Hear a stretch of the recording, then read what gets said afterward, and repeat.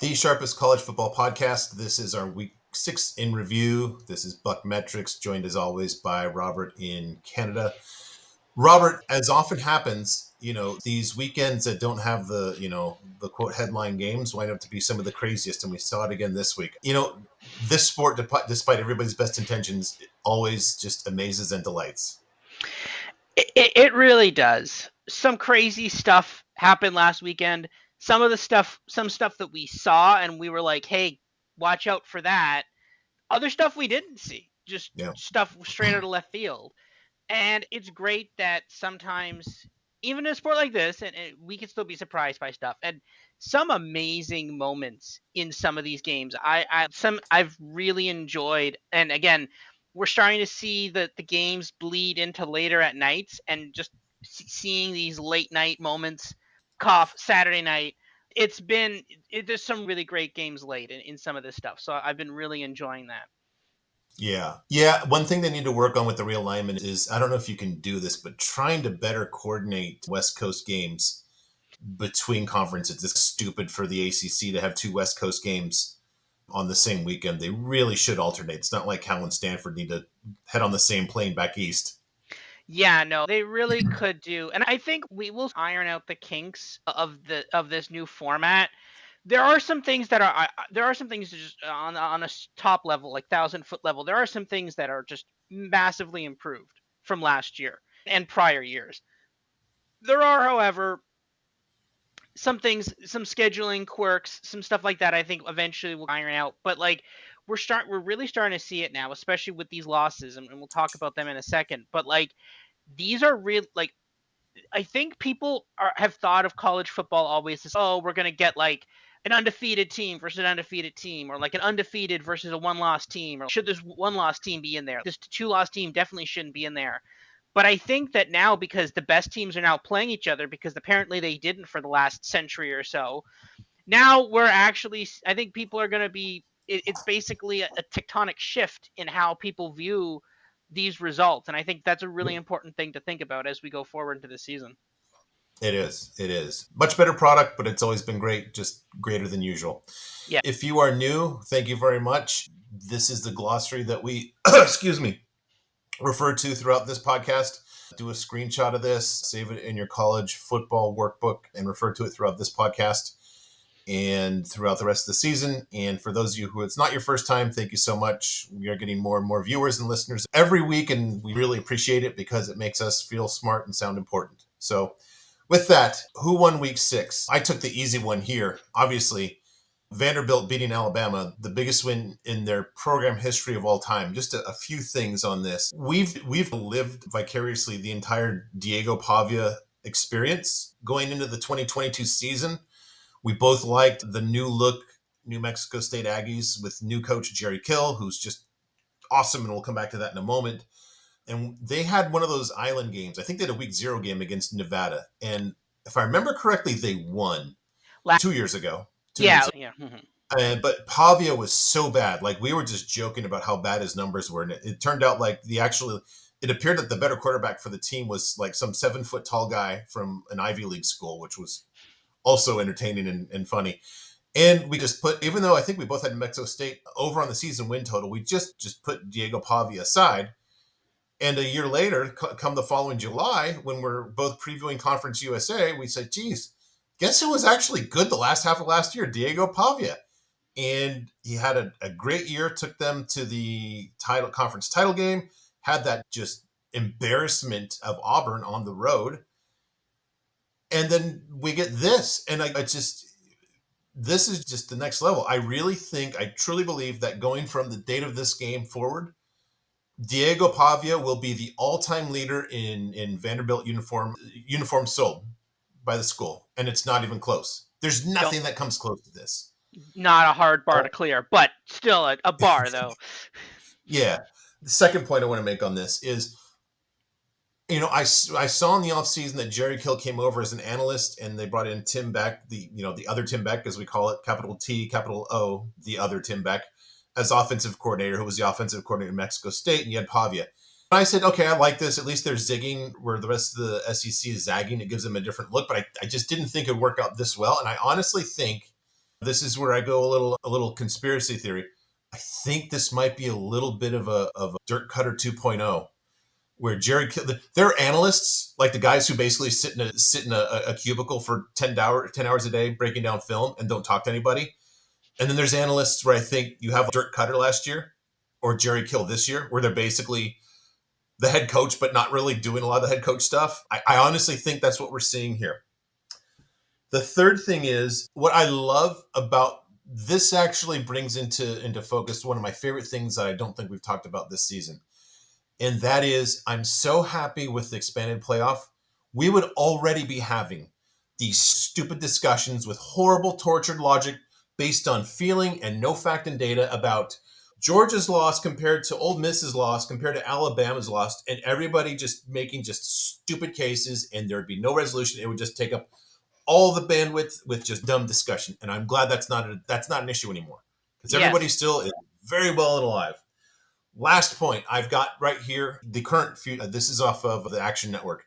This is now the, the Heisman Trophy futures prices, and I know that you've got a thing on this later. I'm just going to say, like I said last week, to steal a line from Bruce Feldman, who will get some mention a little bit later too. This market reacts like a nervous house cat. It's ridiculous and it's nuts. And I'll just keep that at that for now, since you have some more on that later. But Yeah. your takes on the game or anything that I threw out here? No, yeah, and I want to follow up on point three there, right? Because yeah, we'd be talking about because theoretically, right?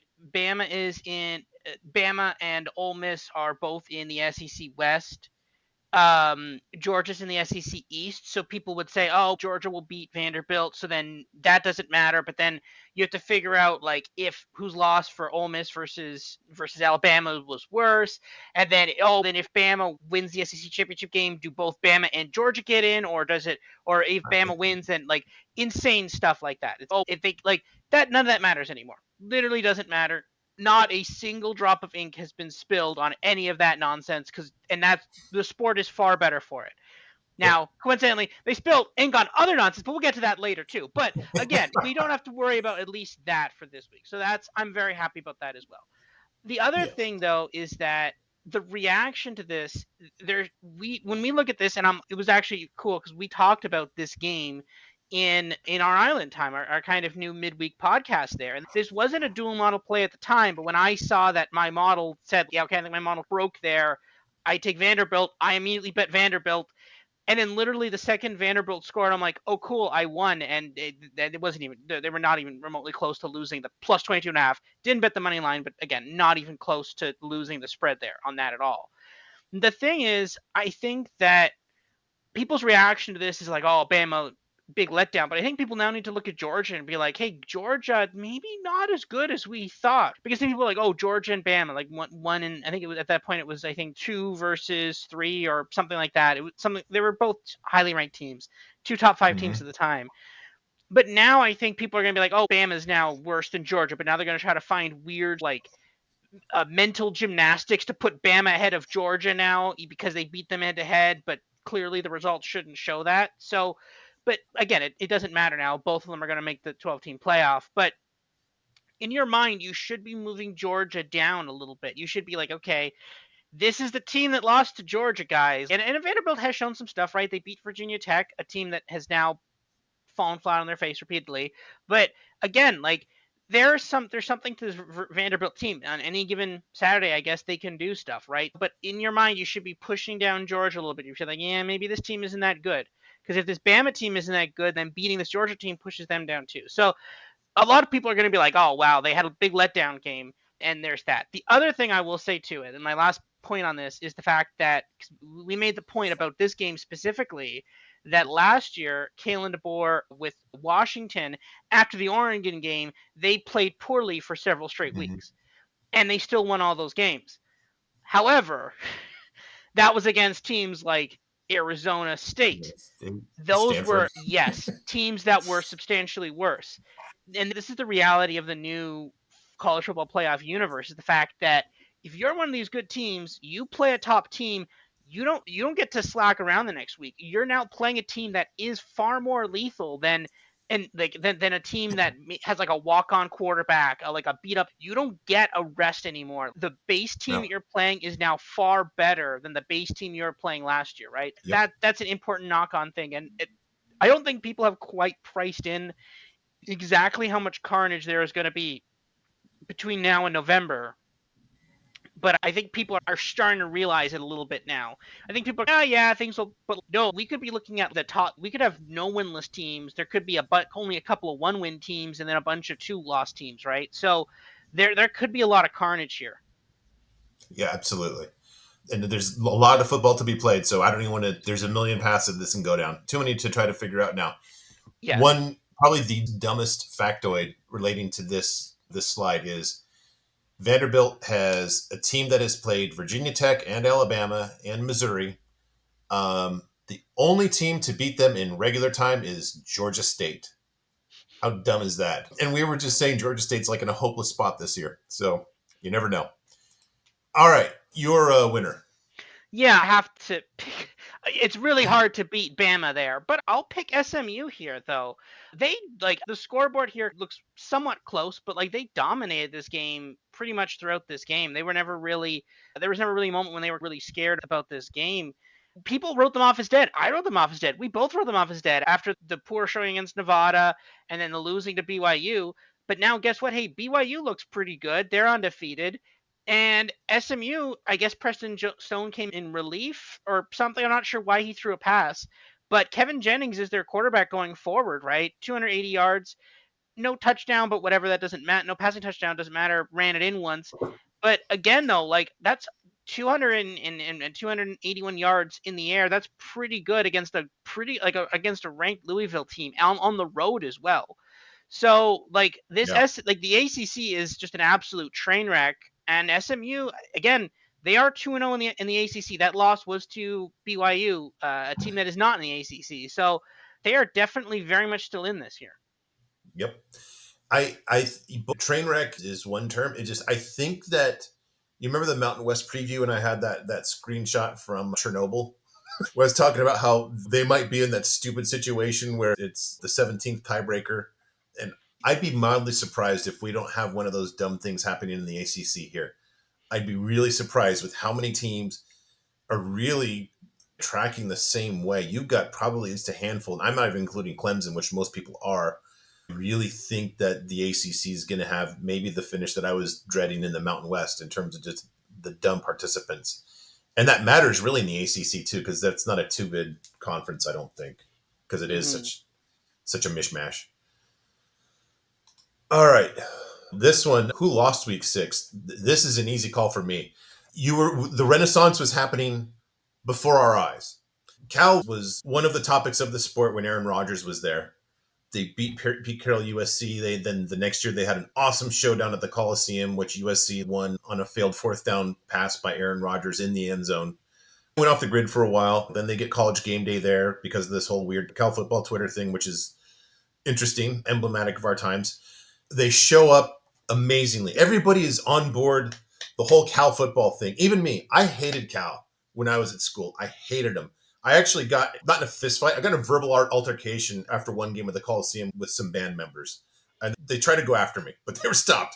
Now they're not conference rivals, and I feel bad for them because it's been tough times, and everybody's basically on the Cal bandwagon. And what happens here? You are up 35-10 with 23 minutes left. The whole thing is happening. Your wildest dreams. It's a packed house. It is the first sellout since 2013 in Berkeley, and you give up a 25-point lead with 23 minutes left. I don't even know how you do that. That's just I don't know. There's no coming back from that one. God bless Justin Wilcox and great showing, and it justified me having Cal ranked so abnormally high last week. They played him to a draw basically, but man, it wasn't like watching somebody die, but it wasn't unlike watching a program die. Yeah, and this is again. I was watching this. It was a great game to watch because again we were on Cal. We were on Cal plus 13 or plus 10 or Yeah. whatever, and I had Cal money line. Now I actually off it was off of the pick six. I straight up won actually the bet then. I won then because in with Bet 365 the team goes up 17 it cashes out. So I actually won the money line, and then at that point the game was somewhat less interesting for me because Miami would have to score and score and score and then score again, even though they don't need to score those last two times, and then they're covering the minus 13. So I was pretty Yeah. comfortable there, but no, just an absolute breakdown here on the Cal side, and it's you could feel it coming midway through here. I think when it was like 38-25 and then Cal Yep. punted and then they came back, it was 38-32 and you're like, okay. And then there was a kind of poor call there in this game, where Yeah. it was what it should have been a targeting call. It wasn't a Right targeting here. call. Yeah, that would have Yep. extended the drive, probably ended the game. And then it didn't. They just punted, and then sure enough, then the Miami gets the ball back, goes for the touchdown, and yeah. But again, just a crazy game in terms of that. And you feel for Cal, and again, they weren't supposed to be this competitive at all, right? Like they're a really strong team this year. They took down Auburn. They were competitive against Miami.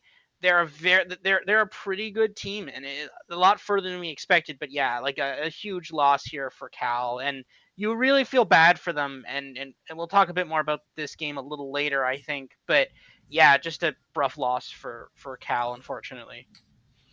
Sorry, Bears, if any of you are listening. I apologize for being such a jerk to you all 30 years ago. I'm more mature. I'm wiser. I'm a nicer guy now, so I feel sorry for you. Condolences and good luck. Good luck the rest of the season. All right, you're week 6 loser.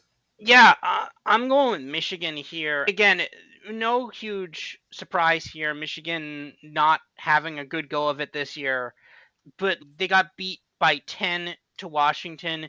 Remember, the preseason spread in this game was Washington plus 10, so Michigan minus 10.5. That was the preseason spread.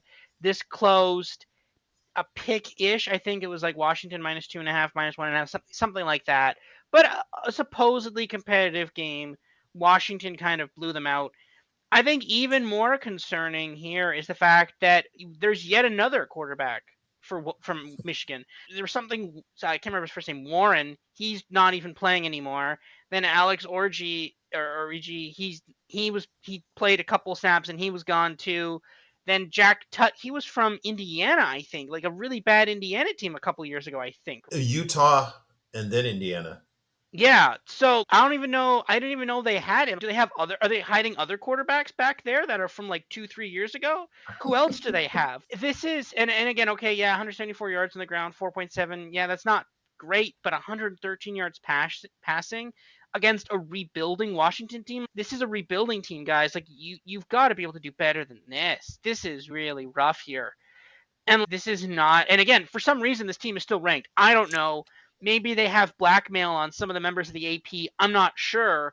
But I have no idea why this team is ranked. This team should not be ranked. I don't even have them in, I think, my top 50. It's not, this team is not a top 25 team. It's not even close.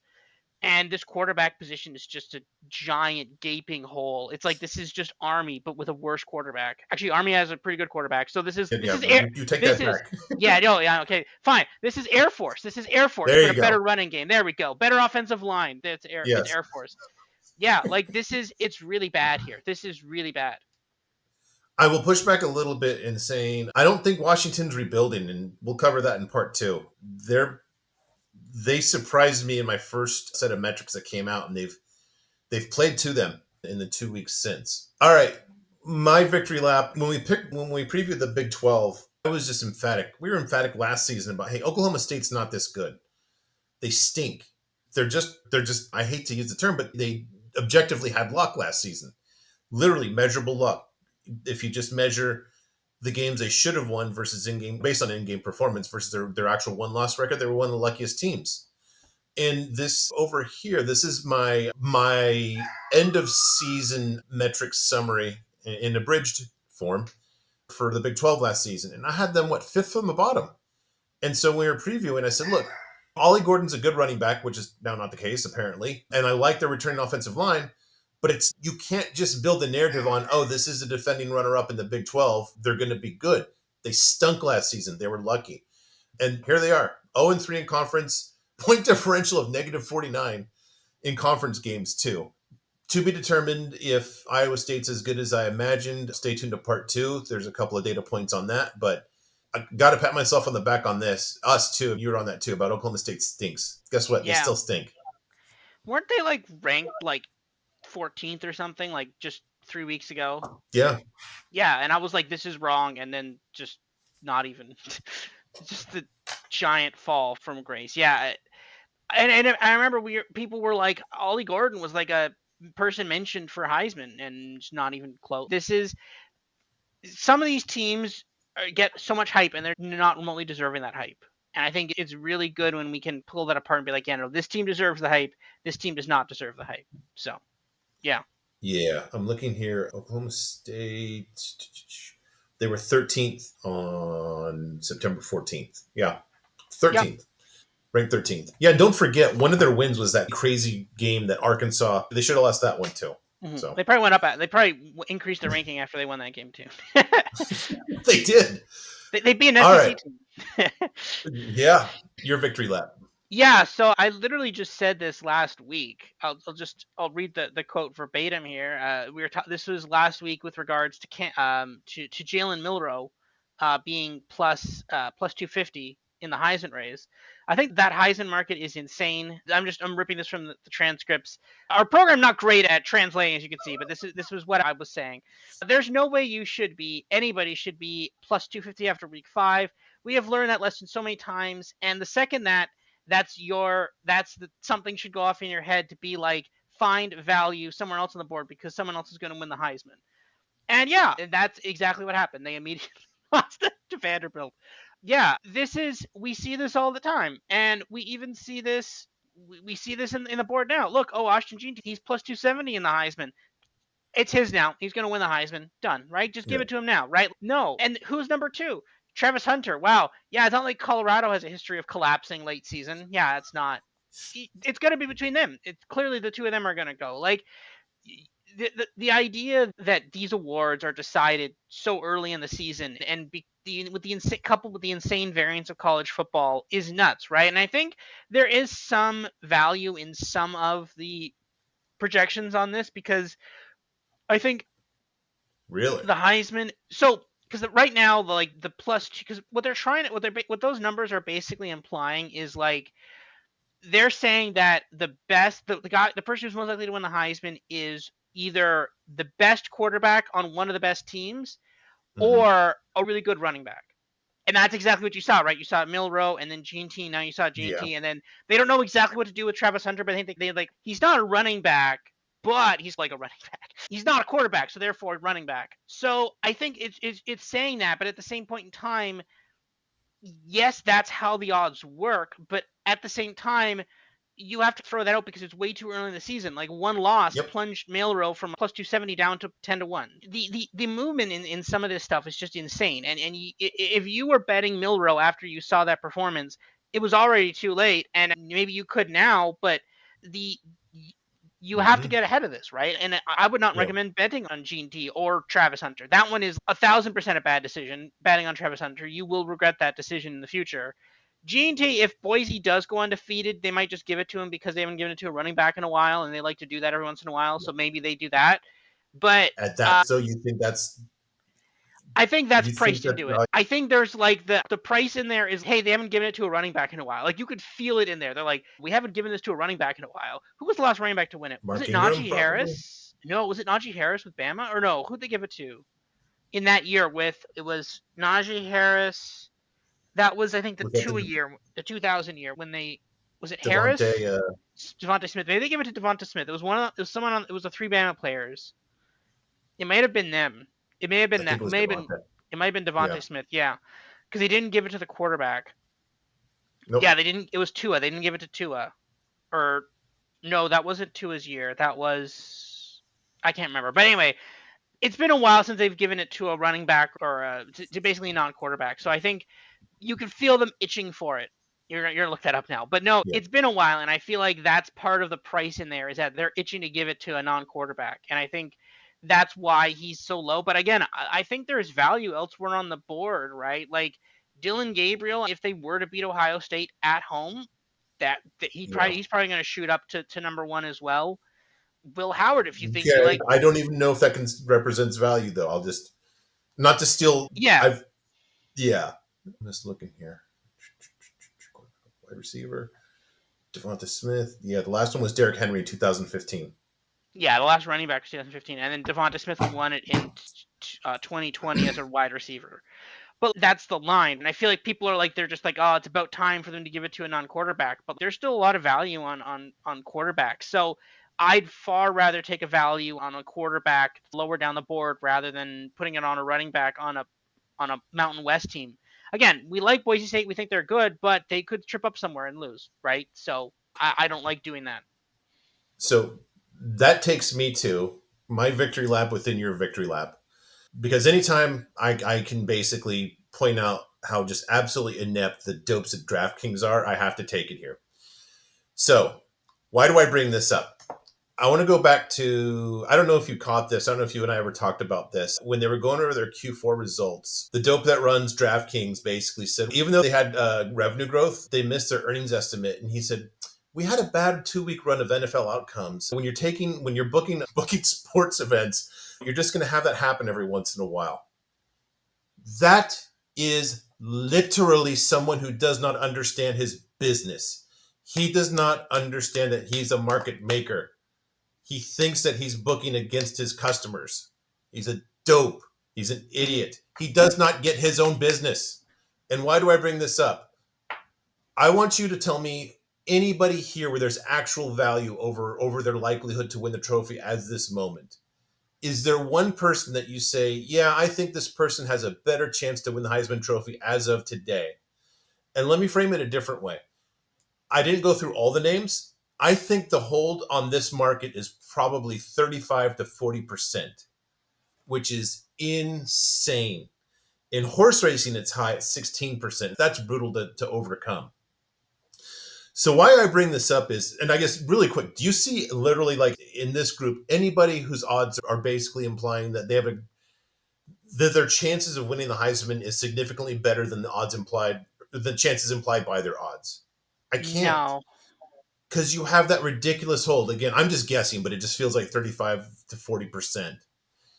And I wanted to bring this up because you're running a pool, you have revenue growth, so you're increasing a lot of action in bets like this. How bad are you at your job when you lose money and you are taking action with a 35 to 40% hold? You are horrible. I'm trying not to pound the desk, but these guys are so bad. They're so bad at their jobs. Okay. Sorry. I had to say that. Once I saw you going with this in the slides, I said I have to put this in there. Yeah. One last No. thing. Yeah. Oh good. One last thing. Mhm. If you talk, so there's a couple of guys that are involved in running the circuit book that I follow on Twitter. What if you can have a bad week and that explains a bad week explains a bad week. If any of those guys said, guess what? We didn't do well for the whole football season because of 2 weeks, they would be out of a job so quickly. They probably wouldn't be able to finish the sentence before they would be told to turn in their card and leave. It's unbelievable. DraftKings is an awesome marketing machine and a customer acquisition machine, but when it comes to actually running a sports book, they have no clue. None. Sorry. Back to you. Yeah, no, that's the thing, right? It's I don't see other ones. Circa doesn't say, "Ah, yeah, rough year because of those 2 weeks," right? I'm trying to think which ones it was. Was it the playoff? Because this would have been February. Would it have been the No, that NFL would have been playoffs? Q4. So it would have been just during the football season, regular season.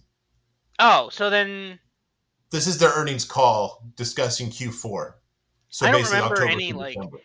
I don't remember any particularly like really good back-to-back public weeks, unless they're taking really weird bets that they shouldn't be taking. Unless all the sharp money is coming in on certain unless because if every book You know, needs a certain team to win and then all the sharps are just pounding them on certain lines and they're not adjusting because they have to keep with the market, then maybe that, but again, that's your job to fix that. Then you adjust the yeah, you're market talking and about then people that aren't bookies. You're talking about yes. people that are squares. These are squares on the wrong side of the counter, is what Yeah. they are.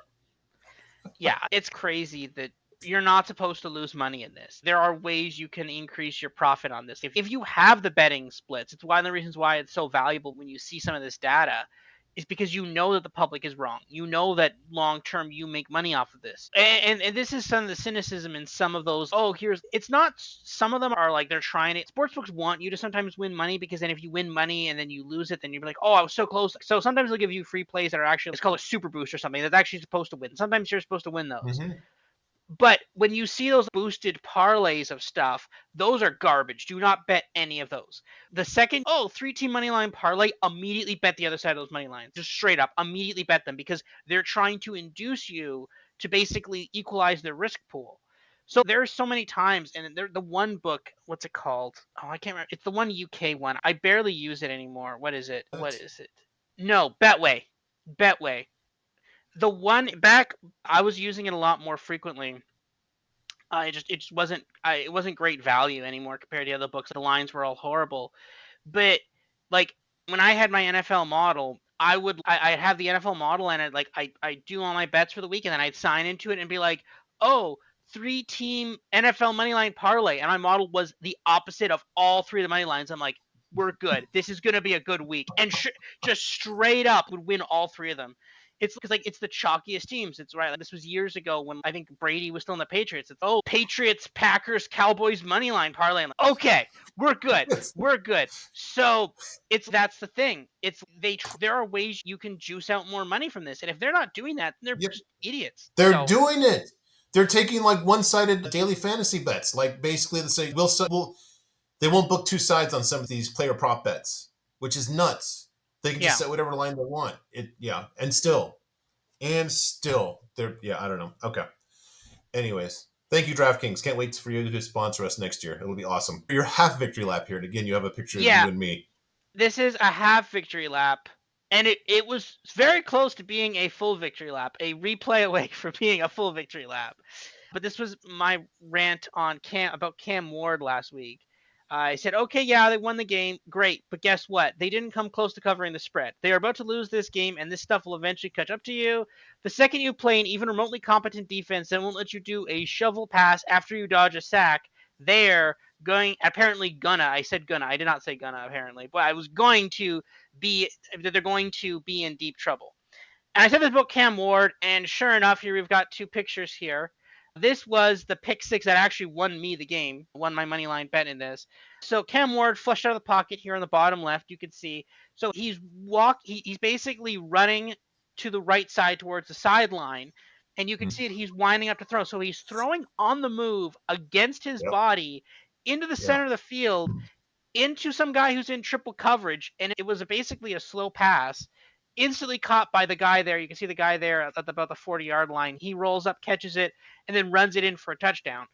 And that's literally exactly what I said. I said this is going to catch up to you, and it was so close to catching up to them. Again, a lot of things I said, and that was true. Didn't come close to covering the spread. Did something stupid, risky when they were behind. All of it came to pass. The only thing that didn't come to pass yet was them losing the game.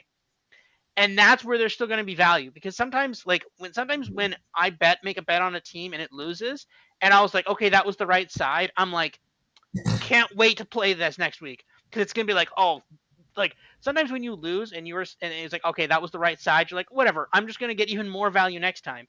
And there will be insanely juiced Miami lines when they play other teams in the future.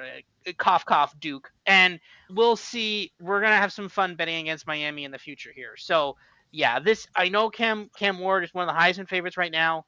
That's a horrible idea. Don't do that. I know Miami is one of the ACC favorites right now. That's equally a horrible idea. Also, don't do that. Yeah, this team is going to do something stupid aggressive, and Cam Ward's going to do something stupid aggressive, and definitely cost them a game at some point. In fairness, though, to Mr. Ward, and I'm glad he got a great NIL deal at Miami.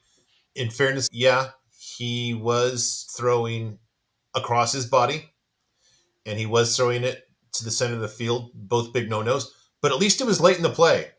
Um, True, that is true. he just had to check all the boxes. Let me wait a little longer just to make sure that the middle of the field is just completely taken. Well done here. Yeah, covered there. Right there. Three guys right there. And it was it was All it right. was first and just one more. It's first and 10. There's no reason to do that. None. Throw it out of bounds. Throw it to the guy who's 10 feet tall. Just get it over. You could easily just get rid of the ball. You don't need to do a hero play. There's still lots of time left here, and I think this was still the third, right? Lots of time left. You don't need to do this at all. But no, no, we're gonna again. Had they scored in this possession, it would have been 21-17, and then that's a very much a live game. You get a defensive stop, then all right, that's the thing. But nope, we're gonna try to hero ball 1st and 10 from our 24-yard line. Yeah, because why not? Not Yep. unexpected. All right, my overperformer. I'm just going a little different here. There were like three quarterback performances were just like, if you're a defensive coordinator, it's like, what the heck do I do with this? Zeon Chris, you might remember, he had a great freshman season at Louisiana, and his departure for Houston, I noted for, I don't know if he'll start this year, but I liked him eventually under Willie Fritz at Houston. Got his first start and 15 of 18 at almost 8 yards per attempt passing, and then almost another 100 running, including, I think it was like a 70-yard touchdown run. Similarly, Tyler Huff was not the starter at Jacksonville State going into the season.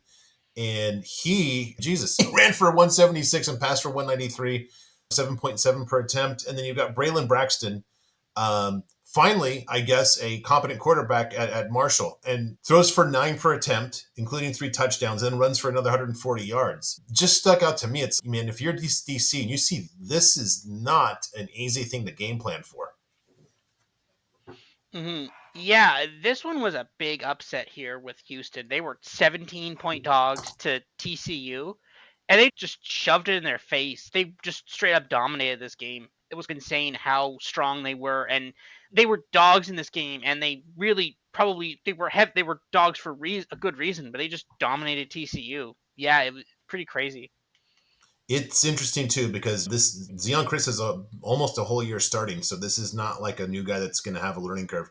Probably some Yeah, adjustment going into the Big 12, but remember we said early in the season, sneakily Houston has a good defense already, and now you get this, and you could see them making big strides this season. All right, you're overperformer. yeah, so I'm just gonna keep going with Indiana here. Like the thing is, obviously solid performance. The spread was 14, so they shout out to them for getting that late game touchdown to cover that for us. Thank you, Chris Signetti, for that. But at the same time, though, just that aside, 380 passing yards against a pretty good Northwestern defense at home. That's nothing to sneeze at there. That's a really good stat line.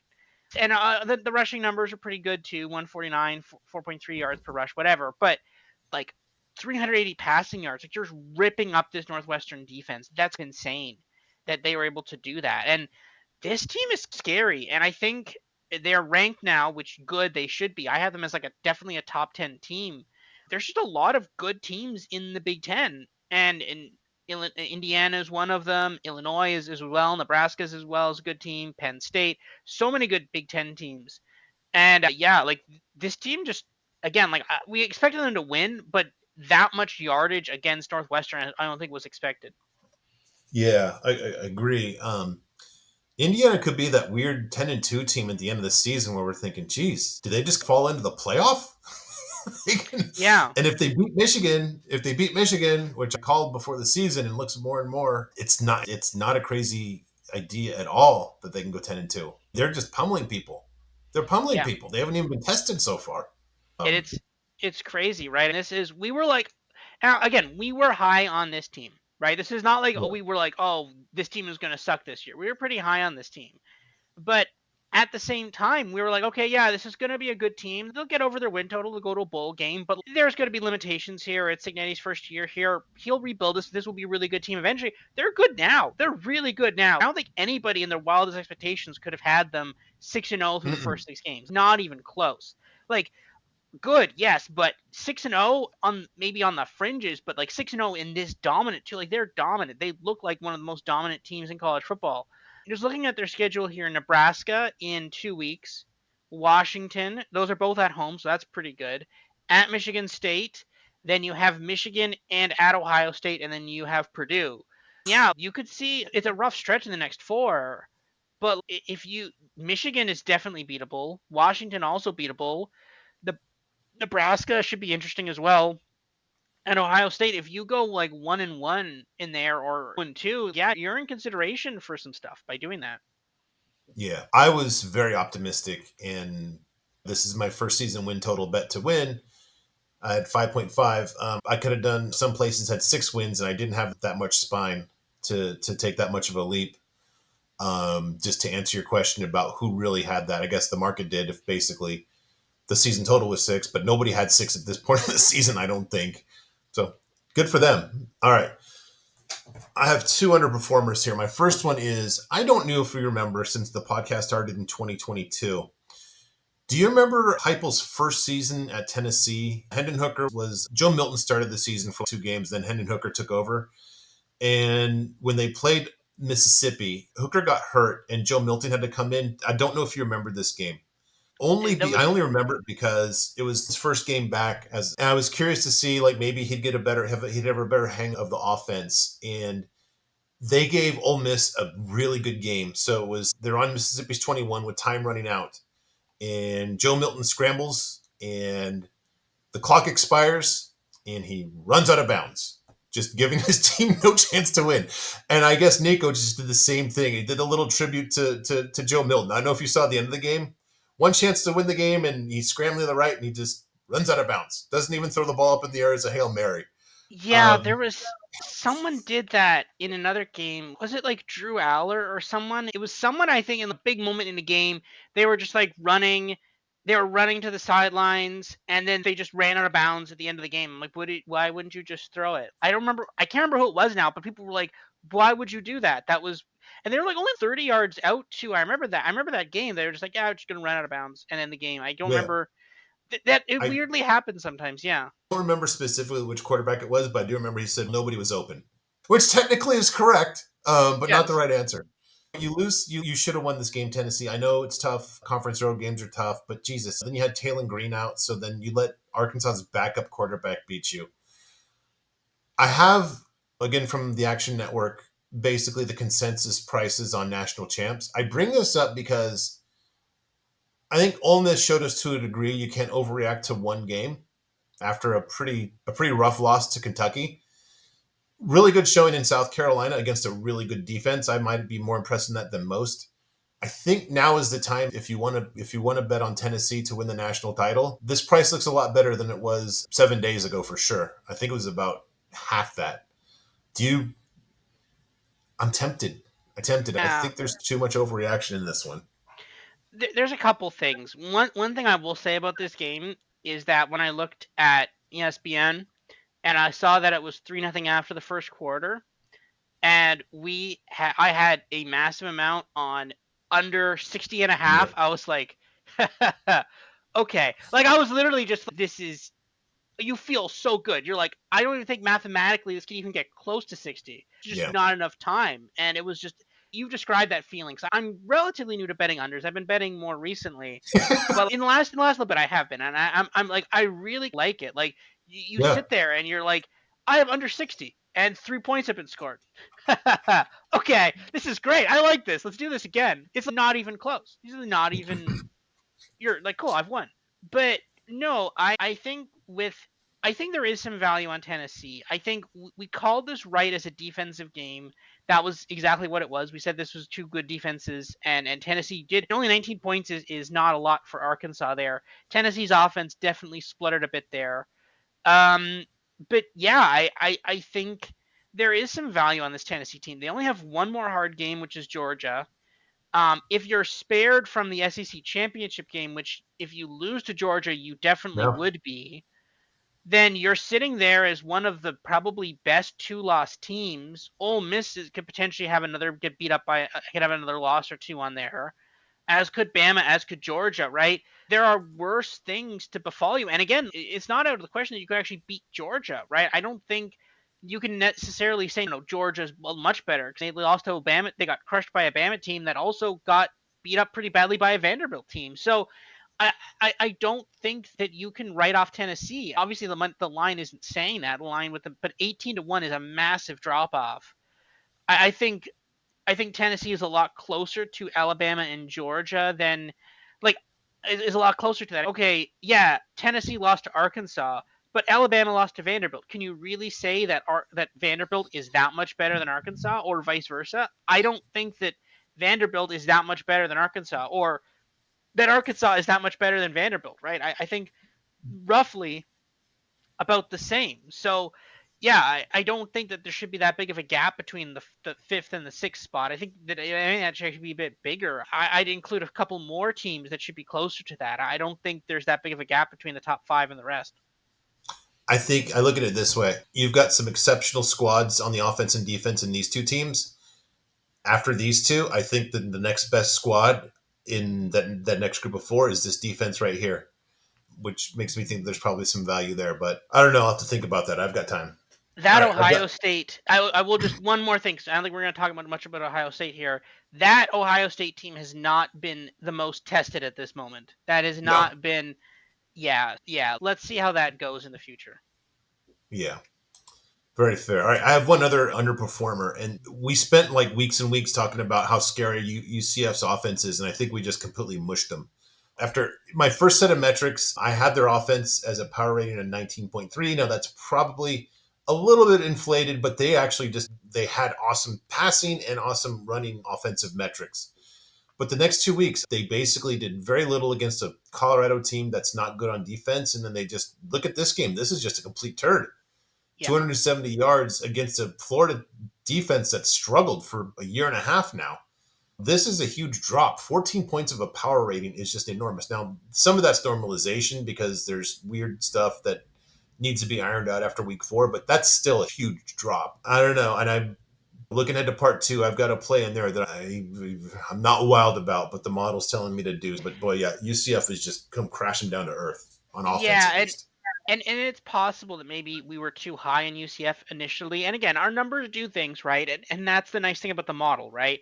Sometimes when you have a team that you're like, oh, this team is really good, sometimes that's real and that's legitimate, but sometimes some teams come out pretty hot and then they come crashing right back down to earth. And I think sometimes there's signs of it, sometimes there's others. And I think maybe the UCF one was one that our model kind of got caught. But again, we adjust, and it's to our models both, right? You drop them like a stone, and our models adjust quickly. When you start putting performances like you did against Colorado and against Florida, we drop you really fast like a stone, right? And I think that's the point, right? So yeah, we got caught a little bit by this UCF team, but again, it's week 6. We'll be fine. But yeah, I like normally I'd be like, yeah, Florida won, but like this UCF team now looks horrible, and I don't think this Florida team is particularly good either. Oh, Yeah, and again, they're at home. That's the place they don't want to play. They suck at home for some reason. I don't know why, but yeah, like it's crazy. I guess Florida survives one more week for now. yeah. But one note about Florida though is that we had said that for them to have any hope to salvage the season, they had to be 5-0 after the first 5, and they're 3-2. So yeah, that things are going well. What water gets a little deeper. All right, you're underperformer. Yeah, so I'm just gonna throw up Missouri here because what the heck was this? Now I get it. You know what? Seeing some stuff from this game, it was very clearly that like that one game when everything bad happens, blocked stuff, bad interception. Like actually, there's no interceptions, but like just nothing was going your way. Everything was going like a blown tackle, everything like that. But 10 points against Texas A&M, and I did Texas A&M schedule for comparison here, right? Notre Dame put up 23 against them. McNeese, a D2 team, put up 10. Florida, a bad Florida team, put up 20, and that was splitting duties between the starting quarterback and their backup quarterback. Bowling Green, a MAC team, put up 20. Arkansas put up 17, and you put up 10. You put up the same number of points that the only other team that's put up that few points against this Texas A&M team was a D2 team. Now that's really concerning. In yardage, 2-1, 2-1 in yards, just an absolute beatdown in this game. And in yards per pass, double yards per pass, triple yards per rush, just an just a complete annihilation. And there was after this team went down early, and it was 24-0 at the half.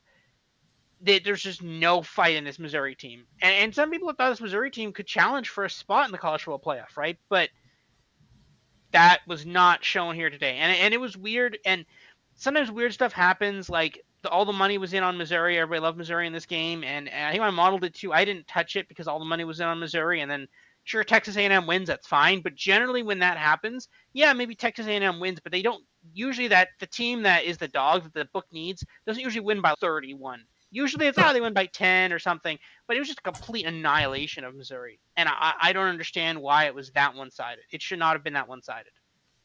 Yeah, A&M very good defense, but if your offense is going to supposedly carry you to the playoff, you got to do better than that. This is just embarrassing. Yeah. All right, revisiting this, since as we said, the ACC is just a mess. An update of basically who we think is going to be in the ACC title game. I just feel stupid saying it. Hey, I was convinced at that great game at Cal that Miami is going to make the title game, but you know what? They do have the most talent. They've played just they've had two of their dumb games and they won those, so maybe to an extent this is their season. That's all this is. It's not the coach, believe me. And then, as you pointed out, SMU seems to have found themselves as of late after that horrible start. I'm somehow back on one of my teams before the season. I'm sticking with Miami. I say it out loud, I feel dumb. You're halfway there with me, and I can't really argue with who you have here. Yeah, my model actually really likes Pitt, and I can't really argue with it. Pitt's actually good this year. I know we've named an Narduzzi Award, and I'm sure he will go full Narduzzi at some point, but not yet. He has yet to do that, and they're just a good team this year. So, look, I am more than willing to say, hey, yeah, like this team is good, because when I say a team is good, I can bet on that team and win money. So, yeah, I'll do that. I'll take free money every day. So, yeah, I like normally I don't believe in Pitt, but they're doing pretty well. So I'll put Pitt in here. I like SMU. I think and again, I said it in the last segment. Cam Ward will do something stupid and it will cost them. And again, Cal was a good defense, but and their offense was pretty okay. But I think that was mostly Cal just not being able to do anything at all in the second half and getting bailed out by the targeting penalty.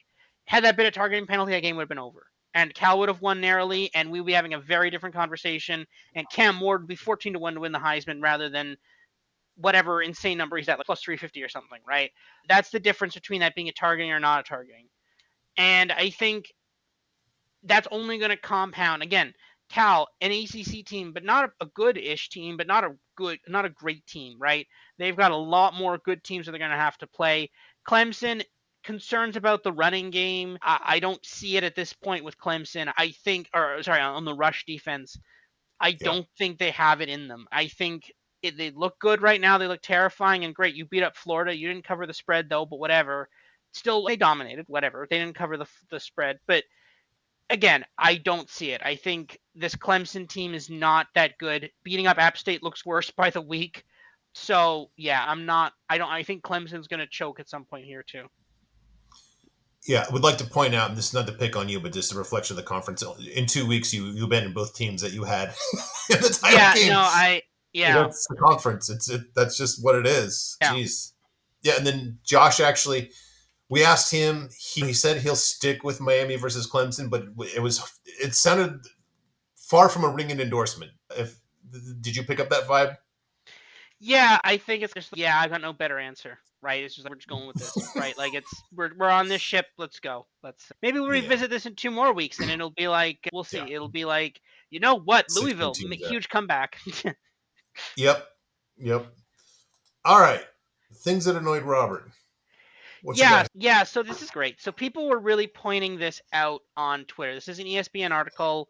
I think it's like from Dale something.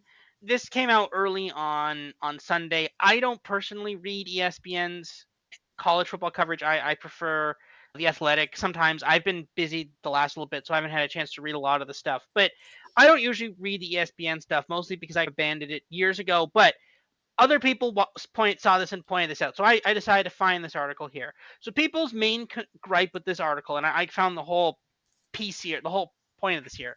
So this guy seems to write what is roughly equivalent to like Peter King's Monday Morning Quarterback, but of college football, and he tries to turn it around in 12 hours to have it ready for Sunday morning. It's really long, which is fine. I'm not against long reads, but I'm against long reads that you seem to crank out in 12 hours. I feel like you're just stat padding at a certain point. But again, maybe you gotta have some stuff pre-writ, so that's fine. But the main people have with this is the first one here. So sluggish day for the top teams, a fine heading. Then the Ohio State one is the one people were mad at. Had little trouble swatting away Iowa 35-7. Still, it had to feel like a loss for the Buckeyes, who are the first ranked team to allow points to Iowa's offense since Michigan surrendered 2 touchdowns in a win over the Hawkeyes in Week 5 of 2022. And there's some problems with that. One, Iowa State allowed points, and Iowa State is currently ranked. But again, as you said last week, we can't talk about Iowa State for some reason. We just can't talk about Iowa State.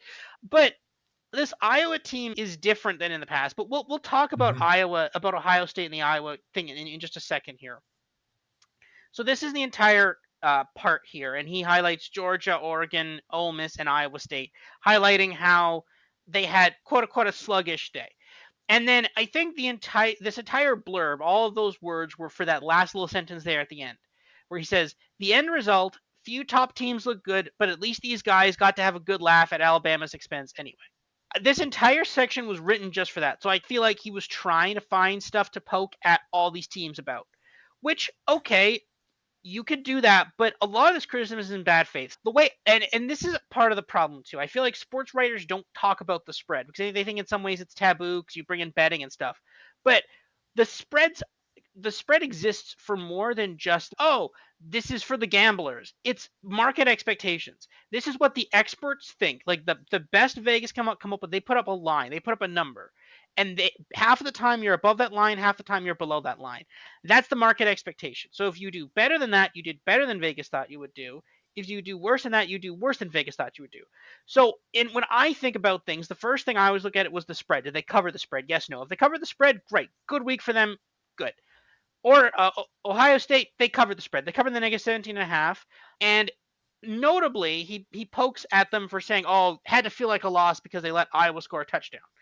The over-under in that game was 45 and a half, which, if I'm doing my math right, which I am, when you roughly extrapolate that, it's roughly 31-14. There's a decimal or something there, whatever. Throw a one Mm-hmm. somewhere, but you can't really get a one in that. But that would mean that the books roughly expected Ohio State to win that 31-14. So the books expected Iowa to score 14 points, and they scored 7. So not only did you cover, you scored an extra. I guess it was supposed to be a field goal. It's supposed to be 4 touchdowns and a field goal would be the 31. So instead of that field goal, you got 5 full touchdowns, and instead of allowing 2 touchdowns, you only allowed 1 touchdown deep in garbage time. So in my opinion, you far surpassed all expectations. Good job, Ohio State. You did well. Yeah. Georgia, yeah, Georgia, who they said, oh, entirely reasonable 31-13 win, picked at them for not getting interception of Peyton Thor. They were never covering the negative 21 and a half. No, at no point in the game were they covering the minus 21 and a half, which was the spread. Oregon beat Michigan 31-10. Alas, they missed the 21 and a half by a last second field goal. They didn't cover it, but for most of the game, they were covering that spread. That's very close to the line. I'm not considering it a win against the spread, but I'm pointing out that it was very close. Ole Miss, they're weirdly going on about that they were only 3 for 13 on third down, and then this one guy didn't. This guy's been held without a touchdown pass against an unranked. Oh, the Jackson Dart has not had a touchdown pass against an unranked team for the first time in 2 years. I don't know why that's relevant, Who but they covered cares? the minus 10 and a half very easily. And then Iowa State, they said flirted with disaster against Baylor. Basically, they were, it was a close game for most of the time, but then they pushed it out in the end, and then they easily covered the minus 12 and a half. I don't understand why you can legitimately only really criticize Georgia here. You really shouldn't be criticizing, you definitely shouldn't be criticizing Ohio State or Ole Miss or Iowa State, maybe Oregon, but that's even iffy. Like, I think people were like seeing this and they're like, oh, Big Ten bias from ESPN. And ESPN has opened themselves up to that for 8 different reasons. But this is mostly just lazy writing. The guy wanted to write that last sentence right there, the end result, Mm-hmm. and he just found ways to get to there, even though that what he basically, like, all the teams surpassed market expectations for the week. So this isn't SEC bias. This is just lazy writing. We'll talk about ESPN's SEC bias when the first rankings come out. That's when we're going to talk about that then. This is just lazy writing. This is two different things. Yeah, agree. I don't know. This is a guy that's just looking for, like you said, he has. It's like he has the title of the movie and he's just trying to figure out the script. Yeah. Yeah, and I didn't have this. I just snuck this in just because I listened to this podcast today against my better judgment. These guys are two good reporters, Stu Mandel and Bruce Feldman. Feldman just, Jesus, dude, come on. So he was talking about the USC game, and his take was Minnesota tailback Darius Taylor ran all over the USC defense. Robert, I want you to tell me which running back had the best game here. The guy that ran for 6.7 yards and 134 or 5.8. It's close, and I will remind you too. Please consider in your answer which one of these defenses is just better, Minnesota or USC. Anybody who watched the game, anybody who watched the game knows that look, the running game was basically a draw. It was basically a draw between the two teams. USC more per rush here. This game was won weirdly, very weirdly, by the fact that Minnesota was much better in the passing game, mostly because they have a great passing defense, which I talked about coming into the game last week. It drives me nuts that these guys with national platforms will watch like 5 plays. I don't know if they're highlights or what, and they'll say, "Oh, this is the game," and it's based on five of what there was probably about 100 and some plays in this game. Those five without any context. And if you just look at the numbers that you're talking about, you're wrong. I don't want to pound the table. I'm going to control myself and just say, Bruce Feldman, when you are done writing, you are a great writer. I love your reporting. But when you are done with that, I'm sure the people at DraftKings have a job for you behind the counter, making lines and taking bets. One thing I will point out there on that stat sheet, I guarantee you it was the highlights because look, Darius Taylor long run 40. So he broke off a 40 Yep. yard run, and that's almost a third of his yardage right there. So that's it right there. There's your number right there. That's where that 40. That's where he ran all over the defense. That was probably one super long play, obviously for 40 yards, and that's exactly what it was. Yep. Yeah. Thank you. All right. Narduzzi Awards. There's a theme emerging here as like Narduzzi's getting his stuff together, and with no more Brady Hoke, no more Jimbo Fisher. This guy keeps on coming up in part one quite a bit. Hugh Freeze. I don't know if you caught this. I don't know if I caught this exactly because I was chopping vegetables and preparing my Saturday dinner.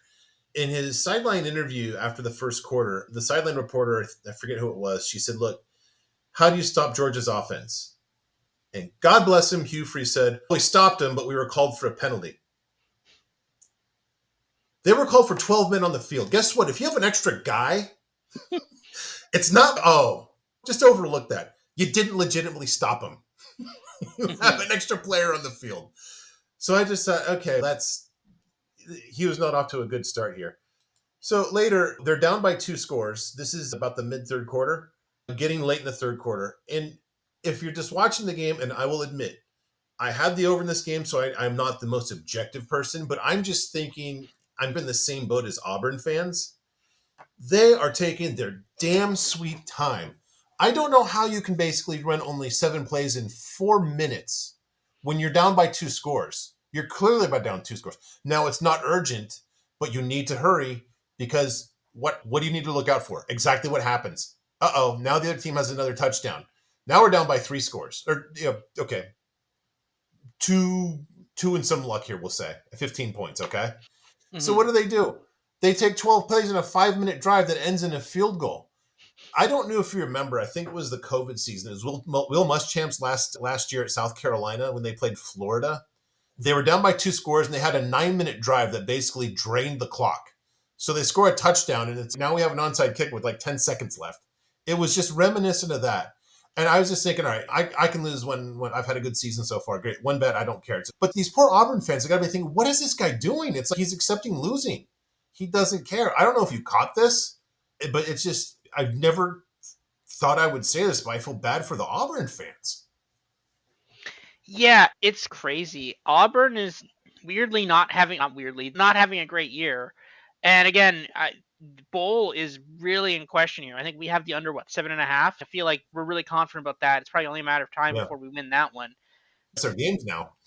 Oh, okay. So one more loss does it? Is that yeah? I'm not. This one I'm just hands off because I'm like I feel good about this one. I'm not worried.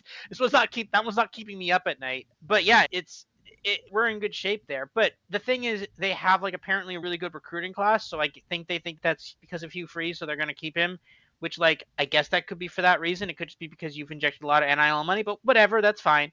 But yeah, I have a lot of questions about the coaching decisions here at Auburn, and it's not great. You're very kind by calling it not great. But yeah, Hugh Freeze, we will see you in this segment again before too long. I am certain. So, Yes.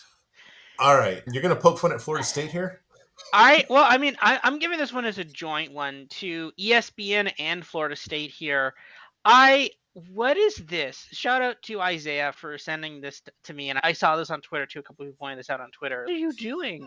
I'll talk about the ESPN side of this first. Who wrote this? And then who approved this? What do you mean restores hope and respect? What does that even mean? What if Clemson wins? Does that restore balance of the force? I don't understand. What do you mean? What hope and respect? They have one win. Weirdly against Cal. I don't understand why winning a game against Clemson would restore hope and first of all, they didn't win, so I guess they don't have hope and respect now. But that's not like what's it like what oh they didn't win so we don't have hope and respect, but if we won we'd have hope and respect. I don't What is this analysis? This is horrific. But then on the flip side, legitimately, what did Clemson say? A spot in the college football playoff? They're playing for the playoffs. They're playing for hope and respect. Someone else playing for lunch money. I don't understand what this makes no sense. Who approved this? Whoever approved this should be fired because this is one insulting to Florida State, which actually is a property you technically own because it's part of your media deal. You're insulting your own property, your own media property, and you're just insanely demeaning to an entire fan base. I've always questioned that, like, when you say what's at stake in games, usually that's referring to the NFL, where it's, oh, if they win this game and then this team loses this game and they get in. That's usually, but like, you can't do that in week 6 because okay, Florida State's been eliminated. That's why they're only playing for hope and respect. They were eliminated from the college football playoff before, but I don't know. This is insane. It's insane that this graphic made it to air. I have no idea who approved this, or I have no idea why anybody went along with this and said, yeah, let's put that up there. They're playing for hope and respect. That's insane. And then Florida State, to the Narduzzi side of Florida State, you're at a point in your program where ESPN is saying you're playing for hope and respect. Do you know how low you have to be for them to say you're not playing to win the game? You're not actually playing for any sort of meaningful anything. You're just playing to have people feel good about you in the future. If you can get it close, if you can cover the spread, people might have hope and might feel better about you. Like, how low do you have to be as a program when you're only playing for hope and respect? Absolutely insane. I cannot believe this was a graphic that was put on air. I think you might have gotten it towards the end there. I think ESPN might have. This is like going deep within the inner workings of the most evil parts of ESPN. Maybe actually it wasn't just some random person who doesn't understand. I was going to say first it was maybe like a recently promoted pickleball producer who doesn't really understand. I think this might have come directly from the top, like the Disney part even. And they said, you know what? Florida State's trying to get out of the conference. Screw these guys. Let's just take a dump on their head and just put a graphic that says, hey, guess what? You have neither hope nor respect at this moment. And if you don't win as a 3-point dog, you're not going to have it again the rest of the season. Now try to Yeah. get out of that deal. Nobody wants you. Yeah, no, you almost wonder if they're just like, no, just screw them. We have to play this. We have to show this game on TV. We don't want to because we're currently in dispute with them. But yeah, whatever. You don't have hope and respect right now. But if you win as a 14-point dog, you can get hope and respect back. Like, I don't. But like with a win, gets hope and respect. Like, this is insane, absolutely insane. I've never seen a graphic like this before. But like, you No, should not have. There should not be what's at stake week 6 game between a one no, loss team no. and a one win team. That should not be a part of a graphic at all. No, when this comes up, you absolutely have to go back and say, okay, let's think of something else. It's not like the broadcast will be considered incomplete if that's not questioned and answered But very oh, good. well, So, we said what's at stake if Clemson wins. What happens if Florida wins? unlikely event. Florida State wins this game. Fast forward to the end, and then Yeah, I forget who did this game, but let's say it's Dave Pash and whoever he works with. Dave is as they're counting down the final moments. Florida State's in the victory formation. Dave Pash says with regret, "You know what? Let's say he's working with Brock Eisweiler. Brock, we failed to mention earlier in the broadcast what was at stake. Florida State regains hope and respect with this win. We didn't hit on it earlier, and that's our yeah, fault, folks. It has to be said now." yeah. He's just insane. If I was looking at a script that said if they win, they restore hope, and I'd been like, we're not gonna say Mm, that. No, just no, don't put that graphic up. different script. Yeah. No, just like waving off the graphic, be like, no. Yep. No, just put a Wendy's commercial up there or something. Yeah, All right, noted for future reference. All right, this first one I didn't know where to put it, but I had to just comment on it. So I'm on my multi-view in the 12:30 window, and I put the audio over to the. I wasn't really watching it for much. I just put it on the Iowa Ohio State game, and I hear Gary literally as soon as I move it there. Gary Danielson says, Kirk Ferentz saw this play and knew he was right to punt. And I said, I don't need to watch this anymore. I'm done. Thank you. As soon as I hear that, no, nope, I'm out. Apologies to our guy Isaiah. Braden Locke had a 59 apex against Alabama and USC. Follows that up with a 172 against Purdue. Ryan Walters, you're a defensive guy. Coach some defense, please. Question for you, Robert, as a Florida fan. Since Billy Napier was fired and they're 2-0, do they keep this interim guy as the head coach? Do you have to consider him? I honestly, he was fired. They were like, oh, fired, emergency board of trustees meeting. He's fired, but he was still coaching, and he's just like, no, like maybe they need to like Billy Napier constantly needs to be fired, like on the state of being That fired. you need to retain capital F, capital B, capital P, or N. Fired Billy Napier. That's his proper name. That guy. Maybe a new contract with fired Bill Napier. Billy You know, Napier's gone. Fired Billy Napier is the one that you want.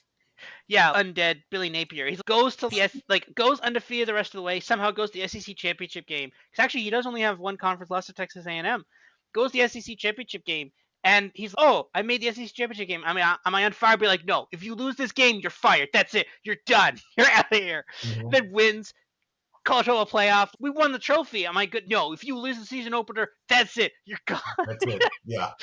Yeah. You're chronically fired. UNLV offense improving from a negative 3.9 to a 5.7 power rating since Sluka left and Haj Malik Williams took over. That is an interesting team, even though they lost. They scored a lot of points against a Power 5 team or Power 4 team there. That was, I don't know if you saw that game, but I left that game strangely even more impressed with them. I did see that game. I unfortunately had UNLV minus 4.5. And was very sad in the final moments of regulation when Yep.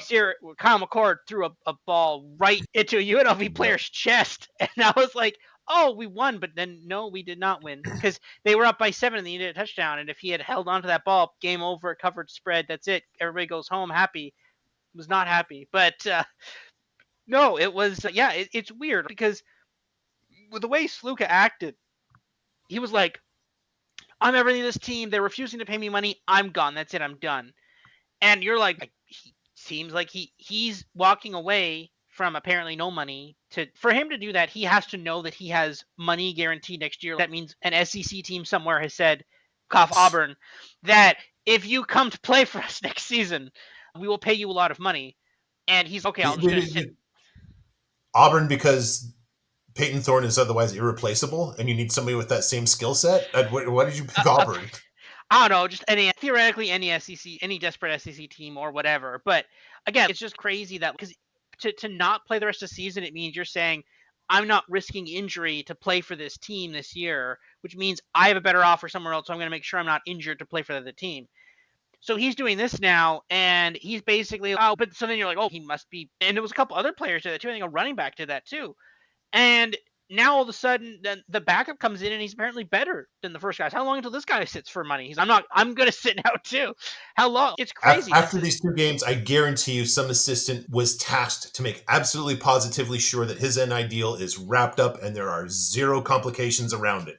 It's insane. This is the era of college football we're in now, where and it on one hand it's good, right? Because these guys should have some amount of protection from contracts, from injuries, from stuff like this. They should be able to profit off of their name because they are risking their body. And some of these injuries are long-term, right? Concussions, long-term injuries. It is right that these guys should be able to profit off of risking massive injury in this. But at the same time, there's probably a better way to doing it than just playing a couple games and saying, you're not paying me money, so I'm not going to play anymore, right? That's no one likes that. But at the same time, because we can't regulate this because college football says, no, we can't regulate this, then we get stuff like this. Don't know if you caught this. Tulane with 370 yards rushing, 6.3 per attempt at UAB.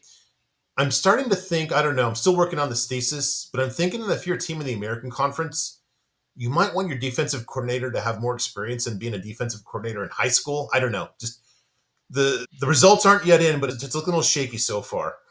Yeah, shout out to Tulane, right? They lose to, I think it was like Kansas State and Oklahoma. Yep. And then they've just gone on this massive revenge tour where they're just absolutely dominating.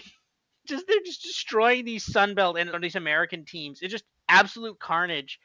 And it's I've been like I've caught them the last 2 weeks. I was like -4 2 weeks last week, and then this 2 weeks ago, and then last week it was like -21, and just they were like what it was like 70-20. It's not even they're just on this revenge tour now, and we'll see how far it goes. But yeah, it's crazy. Yep, our Bobcats, they did it again. They didn't lose, but their second half just sucked. So I just did a little math here. 123 points in the first half of games this season, only 66. It just, I don't know what it is, but that's not comforting. I think I can afford just one more loss for my season win total. Got to do better than that, guys. Jesus. Yeah, it's weird. I still like them. They did cover relatively comfortably. They tried to throw it at the end there because they were. I was weirdly watching the end of this game, and they were up. I think, God, what 21? So they're up 21, and if the opponent had gotten the ball back and scored a touchdown, they wouldn't have been covering the 14 and a half. And then they were like, it was like 20 seconds left in the game, and they're like at the 20-yard line, and they throw a bomb to the end zone, and it was picked off, intercepted. I'm like, you're just begging. You're begging the other team to throw a deep bomb here. What are you doing? And now the other team just took a knee because they're just like, what are we doing here? We're done. But that was a bit risky. I don't know why they decided that they needed to score another 7 points there for some reason. Did they have the alt spread? I don't understand what was happening there. They're like, oh yeah, we're covering the -14 and a half, but we're not covering the -21 and a half. But I don't like it was very weird there. But yeah, no, they need to find some more balance. But I still think they're a good team. Yeah. This, as someone who has Boise over, I think, 9.5 wins and has very little wiggle room left, their defense is a serious concern now. Spencer Petras, you might remember him, like he stinks out loud. He had a 157 apex at Boise. Now, Utah State does have a very good receiver, and I think his name is Jalen Royals. I'll put it this way. This could be the wrinkle that nobody sees that really just makes that cost Austin Ginty legitimate Heisman consideration. The dumb losses hurt the candidates, even if it's not their fault sometimes. And this defense is no bueno, man. They were actually better than a 157 coming in, and giving that up at home to Spencer Petras it's a red flag. Yeah, and again, and we talk about it. Plus 270 too early in the season for that. That is not right. You should not be that high up there. Again, Boise, a good team, but still a Mountain West team, not a power two, a G. I think we're up to 8 now at this point. So depending on how you slice it, I think every day we kind of get closer to the Big 12 and the ACC being part of that G8. But yeah, no, like it's always a risk. There's always a risk of that happening, and I think it, this is this like when you start looking for upsets and stuff. This is the stuff our model starts picking up early, right? We pick up this. Other people see Boise one and covered. They're like, "That's great," but we're like, "Hey, you gave up 157 apex to one of the worst quarterbacks, a person who when we had said before, oh they transfer, and I said I didn't think you could transfer back to high school. That was my comment when we found out that Spencer Petras transferred to another school, and you gave up 157 apex to him, so it's not great. No. All right, then two little bullet points on just inept offensive football. Northern Illinois against UMass, they're not even going to try to pass anymore. Just 10 pass attempts for the whole game, and then Southern Miss. Imagine trying to watch this. They had two scoring drives in which they had 14 plays for 162 yards. The rest of the game, 25 plays and 15 yards. That's woof. God bless anybody who watched the rest of that game. Yeah, I'm guessing you didn't plug into ESPN Plus to catch Southern Miss in Louisiana. No, I did not. I we didn't. They did not cover. They were playing. Who are they playing? Yeah. Louisiana. Yeah, they Louisiana failed to cover that game, which is sad. And I think looking at that, they should have, but they Yep. didn't. And I think that's the problem, right? Is the fact that it's yeah, okay, you did two good things, two good drives, but then the rest of it was just a big. What are you doing here?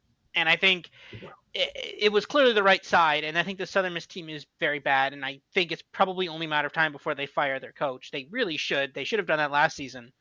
Yep. I probably will this season. I'm not sure why they didn't last season. Maybe he's too expensive to fire. I don't know. I Yeah, wasn't as everybody's too expensive. They're a broke program. I think that's the yeah. problem. So yeah, Southern Miss. I think their season win total was 4.5, and they're literally one of the worst teams. So that was easy money there. Not a win yet, but we're quickly getting there. Yeah. And with that, Robert, that is the end of part one. Thank you, college football, for being a sport that we love and always enjoy. Robert, I will talk to you in part two where we preview week 7. Until then, thank you everyone for listening, watching. We appreciate you. See you shortly. Yeah. See everybody.